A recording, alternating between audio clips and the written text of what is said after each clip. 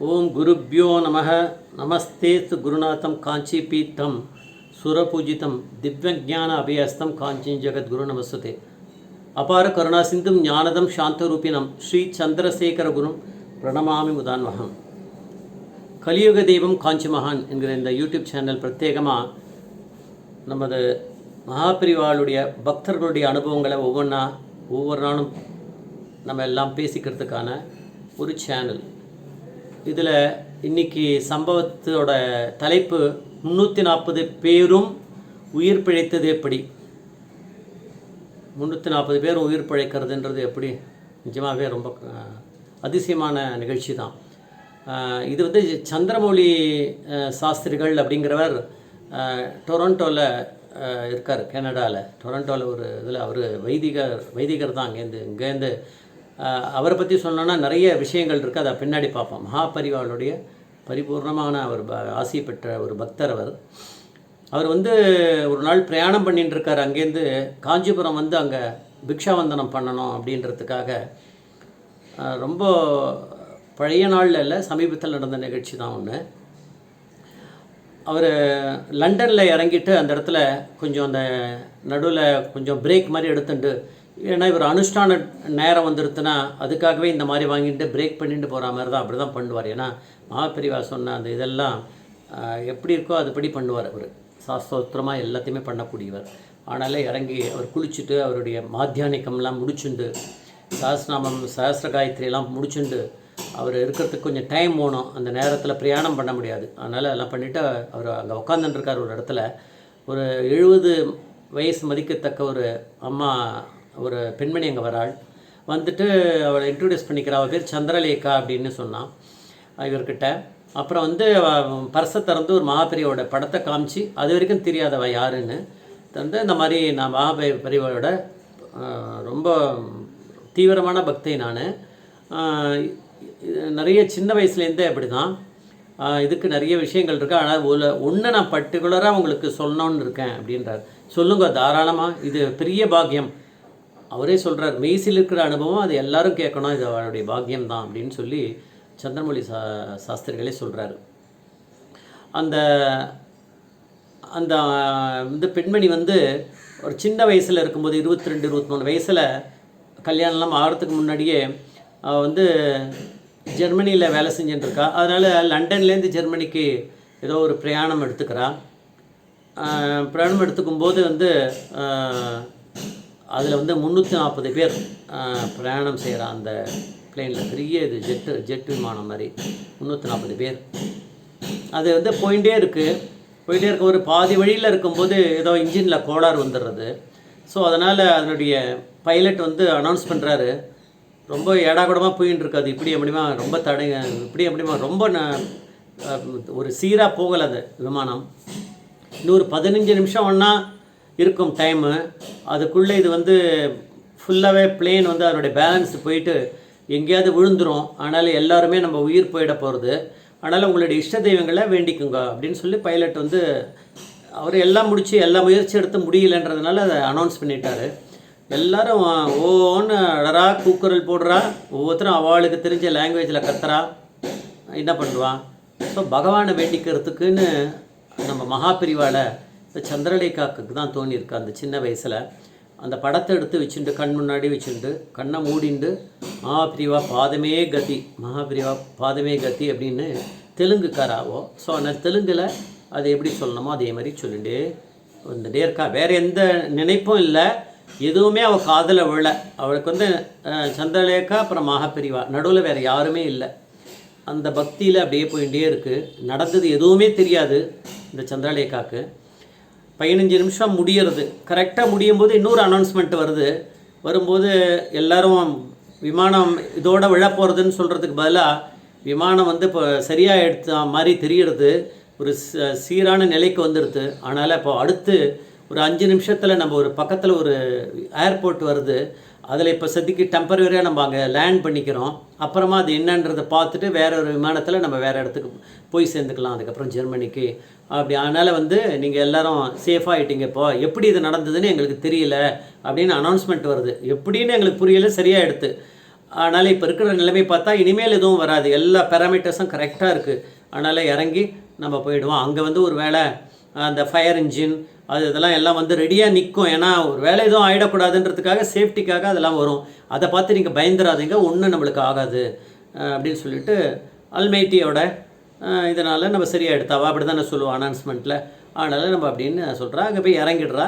இறங்கின உடனே ஒரு ரிப்போர்ட்டர்ஸ் எல்லாம் குவிஞ்சிட்டு, ஏன்னா அதெல்லாம் பரவிடுத்து, தீ மாதிரி பரவிடுத்து, தீப்பொறி மாதிரி எல்லா இடத்துலையும் பரவி போயிடுச்சு. எல்லோரும் வந்து என்ன நடந்தது, எப்படி நீங்கள் தப்பிச்சிங்க எல்லாம் கேட்குறா.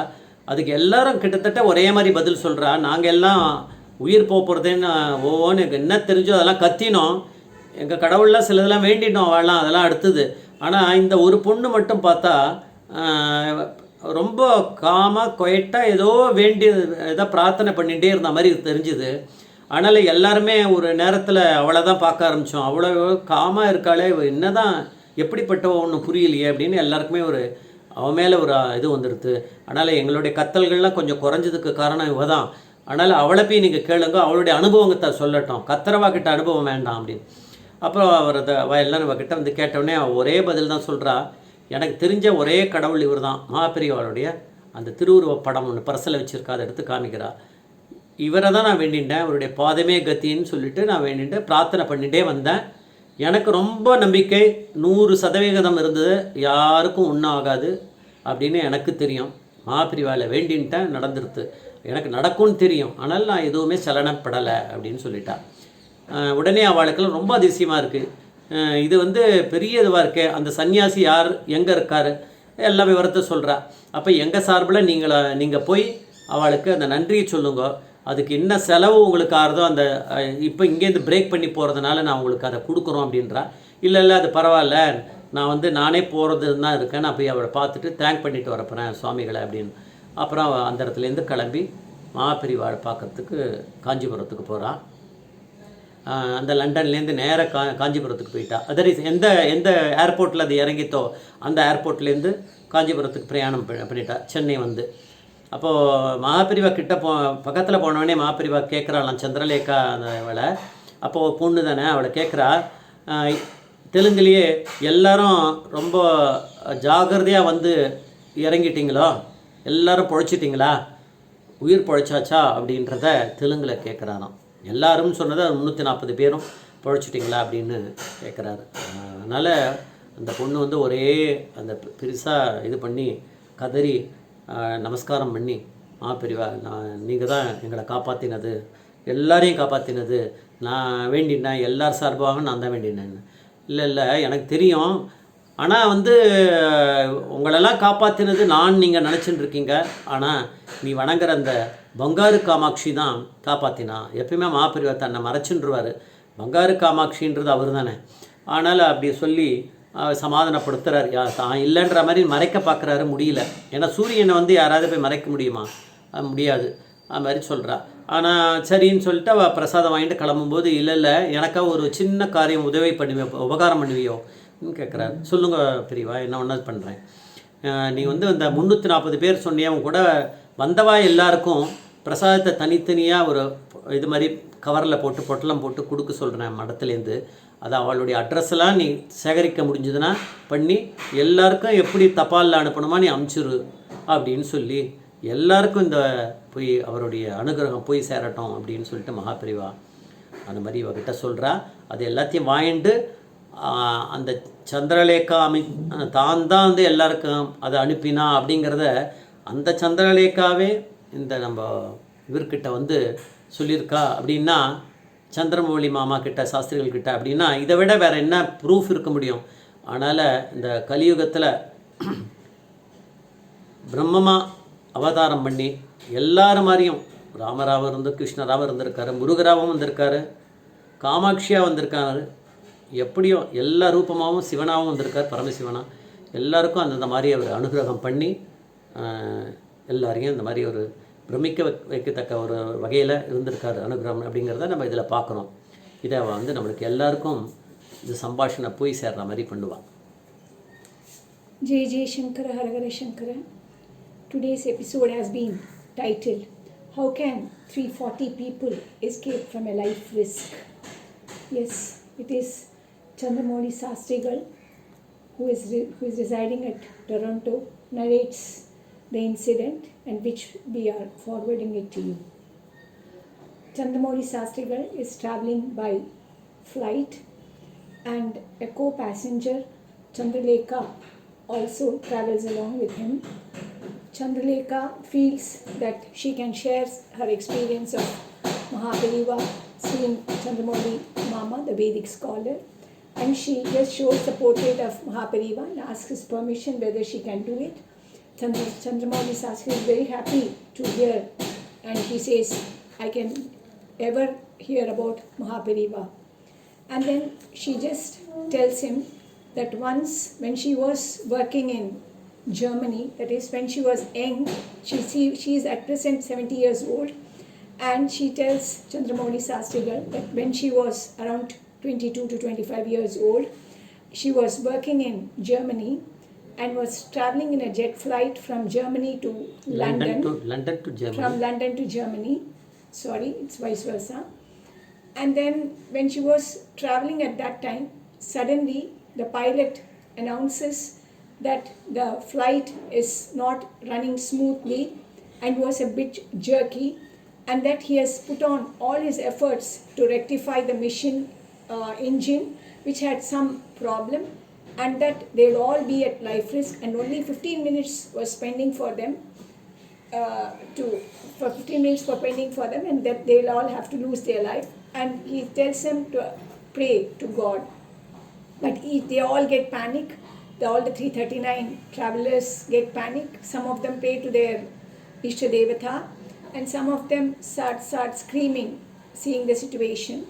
But Chandralekha remains very quiet. She just takes out the portrait of Mahapariva and keeps praying to him, telling that Mahapariva Padame Charanam in her mother tongue, Telugu. And she is very calm, quiet, absolutely without tension. And she doesn't know what is happening in and around her for the 15 minutes. For her complete meditation and thoughts is only with Mahapariva. And when she has finished her meditation, almost 15 minutes gets over, and the pilot announces again that somehow, he doesn't know how it happened, but somehow the flight is smooth now, and that he is going to land at the very nearby airport so that they can take the engine check and then resume the flight later on. But in the meantime, the news is being passed on to all the other major airports, and the press reporters arrive at the airport where the plane has landed. Then they wanted to interview the particular pilot and some of the co-passengers, but all the co-passengers point with their index finger to Chandralekha and says that it was this young lady who was very calm and she was praying something, and you can go and interview her. That time Chandralekha takes out the portrait of Mahapariva and says that she was only praying to this Mahan to save all of them, and that is why that miracle could have happened. Then she keeps the portrait of Mahapariva in a chair, and all of them pray to Mahapariva and also thank him for that. Then they even tell that she can go to Kanchipuram, because she tells them that Mahan lives at Kanchipuram. So they all say that she can go to Kanchipuram on their behalf and express their gratitude to him, and that they would even afford to pay her the flight fare. But Chandralekha has already decided to visit Kanchi Makan, and so she proceeds to Kanchipuram from there. Then as soon as he reaches Kanchipuram to have the Mahan's darshan, the Mahan asks her, what have all the travelers been saved? Then she immediately understands that it was only he who does it, and she already knew it. And then she says that it was you who have given life for me and the rest of the passengers with me. And then Mahapariva says that it was not him who did it in his as usual style, and says that it was only Bangaru Kamakshi who has saved them all. Then he gives prasadams to Chandralekha, and also Kanchipariva makes one instruction to her, telling that even the other 339 passengers should be given the prasadam of Kamakshi, and that she should help him in delivering the prasadam parcel to them, getting their complete address, etc. And she said that 340 prasadam packets would be ready from the mutt, and it is only she who has to deliver it. Then Chandralekha is very happy about it, and she carries out the instructions of Mahaperiva. Sri Kanchi Mahan, there are no words to explain about that Kamakshi or Meenakshi or whatsoever Swarupam. We should only pray again and again that our thoughts should be with him. And as the sun rises until the sun sets, or till we go to bed, our thoughts should only be with Mahan. We should also thank Chandramouli Sastrigal for having shared this incident and to have brought into limelight all the miracles of Mahaperiva. Mahaperiva Padame Charanam. Jai Jai Shankara, Hara Hara Shankara, Mahaperiva Padame Charanam, Mahaperiva Padame Charanam.